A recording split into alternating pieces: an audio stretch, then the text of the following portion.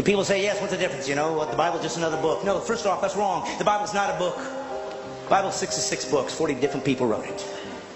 Over 1,500 years. There's never been a book like that in history. Ever. Does that make it the Word of God? No. It just means it's worth considering. Because there's never been a book like this. Gives you some reason to consider it over the others. Oh, how about history? For hundreds of years, archaeology has used the Old Testament and New to find buildings, to find people, to find civilizations, to find kings that didn't exist or they didn't think they did. And suddenly the Bible said they're there and they dug it up and there it was. Does that make it the Word of God? No. It means it's historically accurate. Real people really existed and really wrote down what they saw. It's worth considering. And then they said, we're going to have God show up. And lots of people said that. Lots of religions say it. Don't worry, we'll prove it as a rational God would do. I will do prophecies. I will show that I'm not trapped in linear time, that I can see beyond where you are. I will give prophecies to tell you what the guy, when I show up and God appears on earth to reveal himself, I'll show you what he's going to look like. Over 300 prophecies. And then a man showed up one day named Jesus. And he said, I'm that guy. And he fulfilled all 300 prophecies. That's impossible. People could say, well, yes, they just wrote it afterwards and filled it all in. But we know that the first Greek translation of the Old Testament was done 250 years before Jesus was born. So how could they possibly know that he'd be born in Bethlehem? How could they possibly know he was going to be crucified when crucifixions didn't even exist as a capital punishment yet? How could they know that he'd be betrayed for 30 pieces of silver 250 years before there was a Jesus? Does it make it the Word of God? No, but it's starting to get close. And then Jesus said he would fulfill these things and did miraculous things to prove I'm not just a guy talking like everybody else. Look what I've done. And some people believed and some didn't. That's how humans are. And then he said this, I'm going to prove it to you. I'm going to die. And I'm going to come back to life.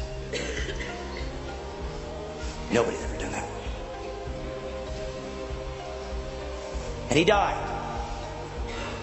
And all those who were with him, 3 years, ran in fear, as would all of us. And they ran away and they said, I guess we were wrong. And then something happened.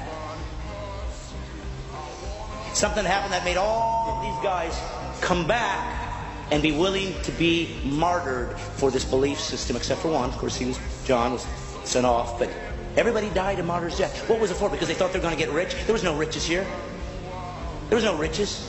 The Roman government hated them. They wanted them destroyed. They'd use them as people that could be eaten alive by animals for sport and entertainment. You were kicked out of your culture. The Jews weren't going to take you in, so there was no value there. There was nothing good here. There was nothing here to gain. And they all still died for what? Because they found a new religion? No, for one reason. They said this. I saw him die. And I saw him come back. Why did he die? So he could have a perfect life? No, so he didn't have to go to hell. Well, I don't believe in a God who would send people to hell. He didn't give hell for you. That's what's great about Christianity. It gives you all the answers. Hell was created for the devil and his angels. But it was part of the rules he put into nature, into the nature that we live in. Anybody that rebel against him, this is where they're going. So once we did that, he could have bailed out. Sorry, you're going to hell. He didn't. He said, don't worry, kids, I'm coming down. So if you go to hell, you chose it. And you will not sit there and argue with him. You'll know what you've done. And if you're an atheist, let me tell you something. That's your dilemma. If we all die and there is no God, it's just eternal unconsciousness, you'll never know. But if you're wrong, you'll know. And it's not a gamble anyway. You should take. Well, what are you saying? I should just believe in Jesus so I don't go to hell? Pretty much. God bless you, everybody.